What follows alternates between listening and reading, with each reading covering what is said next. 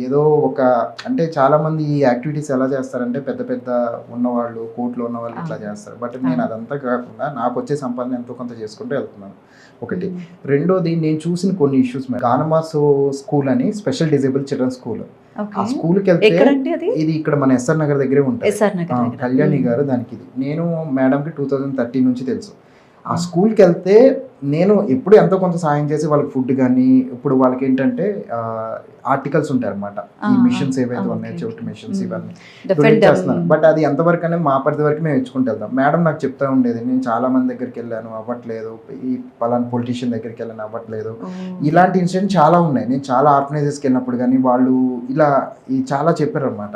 హ్మ్. ఇవన్నీ చూసి నాకు యాక్చువల్‌గా నేను ఫస్ట్ ఆఫ్ ఆల్ నేను చలించిపోయాను మేడం. ఎందుకంటే మనం కూడా ఏదన్నా ఇట్లా చేయొచ్చు అని ఇంకెక్కువ అంటే మనకున్న పరిధి కాకుండా ఎక్కువ పరిధిలో చేయడానికి మంచి అవకాశం ఓకే. పొలిటికల్ అని చెప్పేసి ఆ స్టెప్ తీసుకున్నాను.